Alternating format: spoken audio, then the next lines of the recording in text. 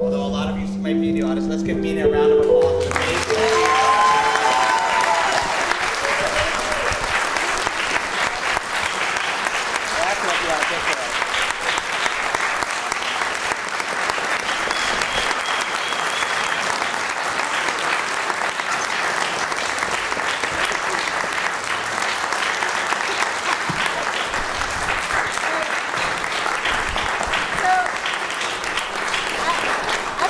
for the pictures of the premiere, which is why I'm taking a lot of pictures.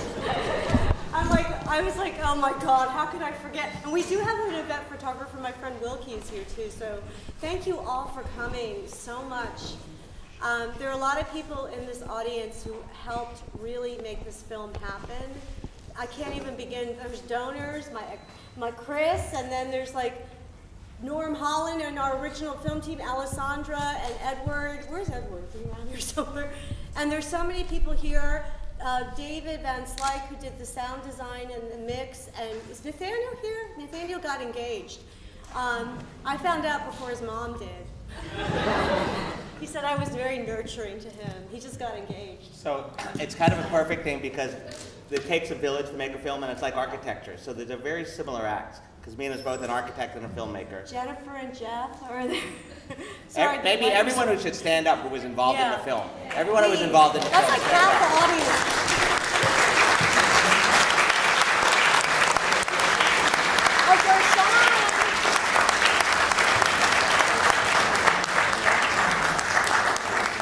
So we'll talk a little bit about the film. So talk to, you've been on this for 7 or 8 years, which is really a long time, but there's so many films in our, especially from filmmakers who are passionate, who work on films that long. Where were the ideas that started, and where did it end up? What was that trajectory like? So you saw the footage where I got photobombed. That was the dean of our school, the USC School of Architecture, sent me to China to make a movie about his new program, and I saw a poster for the World's Fair. And at the time, I had no idea they were still going on, like most of us. So I was really excited to go and actually go see one. So I went and wrote through. So if anyone who's a filmmaker in this audience, you start with the low-hanging fruit. You write the small grants. Then you get the grants and you can actually, start it. So that's how it started, but it wasn't even supposed to be this movie. It was actually another movie entirely. Right, the creative part. I mean, the money part, that's everything deals with money, but let's boring. Yeah. Let's talk about the creative part. Where did you, what was the creative idea at first? Because I know there's an arc to this. And where did you end up? Because it's a great film where you ended up here. Well, there's the guy over there that was responsible, and over there, Alessandra. These are like real filmmakers. I don't feel like a real filmmaker. They're the real filmmakers that really started teaching me story and really started teaching me about character. And they said, we need to do a lot of pre-production. We need to set up interviews. Alessandra helped me set up interviews with another woman named Mandori Oviedo. She's also helped set up the interviews. Norm was like, we gotta have some sort of conflict. Let's talk about what the architects intended for the building and what the actual visitors actually thought. And we just thought we would do this sort of experimental film about that. That's how it started. We just never expected that the United States of America would be so dismal. It was pretty bad, yeah. Well, and I think what's great about your film, actually, even in showing it in DC, there are people now looking at this film and realizing there was maybe some better ways to do World's Fair. Or ways to think about it in a different way, which is interesting because your film has really become a catalyst to re-spark the ideas of doing them properly. Is that right? Yes. So, I can't talk about it right now because we're in the process of negotiation with the State Department. Don't tell anyone we talked about this. But they specifically, they were going to be here. Is anyone from State here? No. I don't know. So there were a few people that were coming, but then because of what happened in Washington recently, they ended up not being able to come. But I am joining them in San Francisco and in Palo Alto to push to try to make things right. And they've recognized some of the mistakes that they've made in the past. And so they're doing everything they can to make corrections. Is it? That, Yeah. which is very exciting. I mean, really, to make a film and then to have some immediate impact, that's pretty impressive. Yeah, we didn't, we were actually, I was really afraid of showing it in Washington because Beverly, Jack's widow, was telling me that this is a bombshell in Washington, D.C. Because the way that they've been telling me that this film is seen as, congratulations, Mina, you have historically documented a film, you've historically documented the United States government spreading fake news to its own people. That's the way D.C. saw it. Well, not everyone. We showed it in D.C. Not everyone did that. Yeah. Any questions? Yeah. Why can't you talk about it? I mean, really, we are the taxpayers. Don't we live in a free country? Fuck them. No, Why can't you talk about it? it's not that I can't talk about it. It's just that Why are Mitchell. they going to come get you? No, not at all. It's just that Mitchell.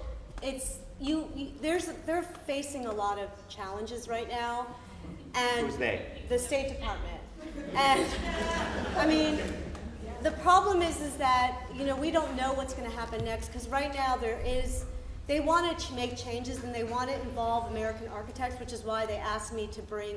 Actually went over and made Xerox copies of their proposal, their RFP, and there's actually informational sessions that are happening all over the country to try to bring America's creative designers and architects back into this game again. But right now, they're also facing, the problem is that Congress has been blocking the money since 1991 and 92. So they want me to go in Congress. They actually want me to show this in Congress. But they're facing their own challenges, and whether or not there's going to be a State Department, it all kind of depends. Trump organization. Huh? They're the Trump organization. They've done so much for architecture. Yeah, well, I just made the movie. I'm not sure what I can do. We'll have to wait and see. Are there other questions? Oh, in the back? Hi, Mina, it's Ethel. Hi, Ethel. So excited to see this all in the big picture now, as I saw it when we were working on it. But the question is, the next one is going to be in Dubai, right? Yes. So what is the stand of where we are in participating in that, do you know? So Kyle and I Did everyone hear that question? Can you guys hear that? Okay. Go ahead. Kyle and I were we actually asked a lot of these questions to the State Department because they were primarily here to answer questions, but they do have a virtual session, so if you got one of those sheets of paper and you want to be involved with helping in our efforts again, you can try the virtual session or go to one of their informational sessions.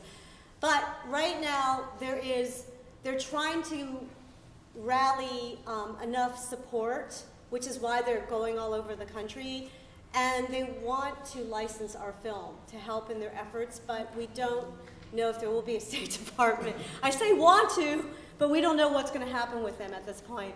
And right now, the challenges are that the people that have been doing it, that I historically documented screwed our World Fairs up, they are, there's a hostile people in the State Department that don't want American architects involved again. And so, I didn't say anything like that. It's just nobody. I mean, this is the challenge, and so the thing is that they would like to go to Congress and show this film so they can see that why it's so important. Because one of the things that I've been asked over the years is we don't need World Fairs anymore. We've got our internet. We've got our Hollywood films. We've got a lot of storytelling abilities in America, and we've propagated it all over the world. The problem is, because public diplomacy is behind this film, they've told me that, the problem is that our films tell a story about whatever their film is about. Our internet, whatever it is, it's all about a specific agenda and a goal. We don't have that many events like this or opportunities to spread messages about who Americans really are. And we're very diverse and we're very friendly. And it's actually at events like this that this is critical to do that. And you can't use social media because what we've discovered, and a lot of social media experts have discovered, is that yes, technology is great. We've actually been able to attract more like-minded groups of people together. The problems are that social media also attracts bullying and extremists. So the likelihood of people getting together to attack America is just as likely. And so diplomacy in world fairs and face-to-face communication is an opportunity for people to talk about their differences without actually, being anonymous, so you can just say anything you want. And that's why it's so critical for you to get people together. So Olympics do that, World Cups do that, and World Expos do that. And I do want to say there has been, at least people talking to me since this film has been shown, the State Department is a big organization and there's lots of different things going on, whatever, I don't know about that. But there are some people who see Mina's point of view from this film and realize that that we could do better, and that they're trying to say, they're putting a positive face to say, let's bring America back into the World's Fair, which I think this film makes a great point saying that we should be there, and that's a really great thing this film brought up, I think. So let's see, one more. Let's see if there's one more question out there. Politics, social, yes? Okay, so to be fair, I came in a little bit later, but I just wanted to know throughout the whole film, I was just wondering, why it would happen, what made it so difficult for us to participate, because I think America has a history of migration, there's a lot of social issues, there's a lot of political issues, so I'm wondering if any of that had an impact on, one of the people that you interviewed mentioned that it is hard as America he said something like, even participating was difficult because we're such a complex country and we have our problems. So I was wondering if there was any connection, or what you think. Doing this film, one of the things I've learned in documentary is I picked a really tough topic, and Mitchell, who's not here, but he's here, he's at an Academy meeting, but he said, I was actually very lucky because I was exposed to some of the best filmmakers that taught me stories, some of whom are in the audience.